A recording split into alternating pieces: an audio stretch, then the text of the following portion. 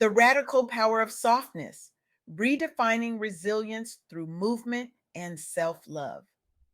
When was the last time you gave yourself permission to be soft, to take up space, to move your body simply because it feels good? I want to take you on a journey today, a journey that began when I had the profound privilege of interviewing Tameka Edwards, a visionary whose life's work has been nothing short of revolutionary. Tameka has dedicated herself to helping women, particularly Black women, reclaim their right to joy, movement, and unapologetic self celebration. Her work creates spaces where women can shed the superwoman cape, reconnect with their bodies, and remember that they deserve celebration, not despite their struggles, but because of every step of their journey. What struck me most about our conversation wasn't just Tamika's wisdom, though it runs deep as ancient rivers. It was how she embodies a truth so radical, it could reshape our entire understanding of strength. That true resilience isn't always hard, loud, or armored. Sometimes the most powerful form of strength is found in softness, in intentional self care, in the gentle way we allow ourselves to heal. We live in a world that glorifies the grind, don't we? Push through, power on, never let them see you sweat. For Black women, especially, this narrative has been doubled, tripled even. Be twice as good, never show weakness, always be the rock for everyone else. But what if everything we've been taught about strength is incomplete? What if resilience can be soft, intentional, and rooted in self love? Let me share a story that illustrates this beautifully. In Akron, Ohio, there was a dance studio called the Center Dance Plus Yoga. After the studio's founder, Etta Mae Smith, passed away, a woman named Gina Wilson, who had been dancing there since she was 5 years old, took over teaching. This wasn't just any dance studio. For nearly 70 years, it had been a sanctuary, especially for Black girls and women who saw themselves reflected in leadership roles within their own community. Imagine that for a moment. 70 years of creating space where generations of Black women and girls could move freely, express themselves fully, and find strength in their bodies. 70 years of saying, you belong here, your movement matters, your joy is sacred. When COVID hit, the studio struggled financially. Despite Gina's best efforts, eventually those doors had to close. But here's what's remarkable: the impact didn't end when the physical space disappeared. The women who had attended classes there didn't just find fitness, they discovered confidence, belonging, and healing. Many alumni credit their emotional growth and strength to lessons learned on those floors. One woman told Gina, "This wasn't just exercise for me, it was therapy." That's because movement isn't just about performance, it's about reclaiming confidence, releasing stress, and showing up as your true self. When Gina continued teaching, even as the business struggled, she wasn't just preserving a dance studio, she was protecting a space where generations had learned resilience through movement. This is what Tameka Edwards understands so deeply. That movement, dance especially, can be a pathway back to ourselves. Think about it. When was the last time you moved your body just because it felt good? Not to burn calories, not to look a certain way, not to perform for anyone else, just because it brought you joy. For too many of us, movement has become another task, another standard to meet, another way we aren't measuring up. We've forgotten that our bodies are not just vehicles to get us through our to do lists, they're instruments of expression, they're homes for our spirits. They deserve to be celebrated, not constantly criticized. But this isn't just about dance, it's about a fundamental shift in how we view strength and resilience. Let me tell you about Kaylee Walker in the sipping stable. Kaylee leads an all women crew running this business with members who previously juggled multiple jobs and side hustles just to survive.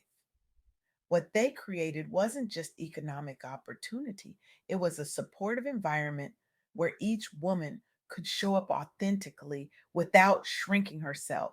In just 2 years, they built lasting community bonds alongside financial stability. The women report increased pride in their work, and their daughters now see role models thriving together rather than burning out alone. This is a powerful testament that softness, in the form of community care and mutual support, fuels real resilience too. These women didn't succeed despite supporting each other's full humanity, they succeeded because of it. Their story challenges the myth that we have to choose between being strong and being soft, between taking care of business and taking care of ourselves, between achievement and authenticity. What if the most revolutionary act is to refuse this false choice? What if you deserve joy, softness, and celebration without apology? This brings me to another powerful example. Tameka Nicole, who uses her platform as an entertainer on Instagram to specifically uplift voluptuous Black women from all backgrounds. She describes herself as just a voluptuous Black girl with dreams of working with other voluptuous women from all backgrounds. Facing societal pressures around body image while studying mass communications, Tamika built online communities celebrating body positivity through movement focused content. Her followers report feeling seen and inspired, finding confidence simply by witnessing someone like them take center stage. Her journey began with personal struggle around acceptance before transforming into public advocacy.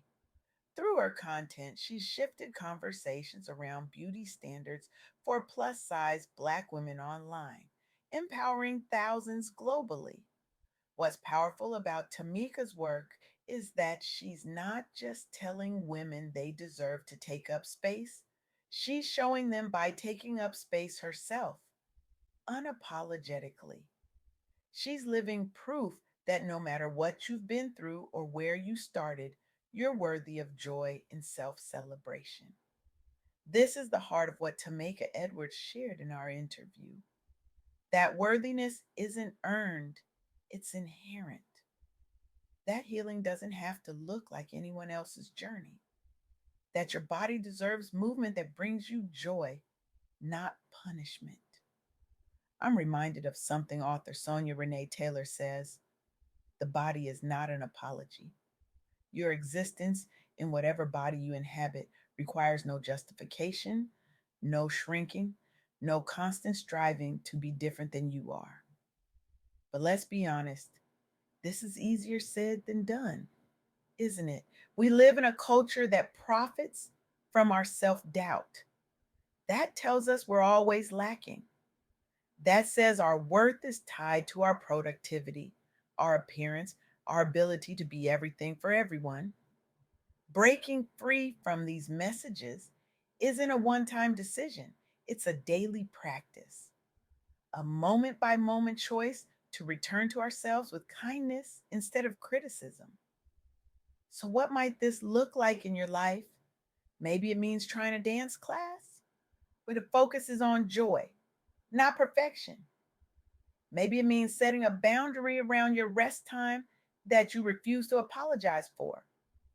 Maybe it means celebrating something about yourself today, even if it's just surviving another tough week.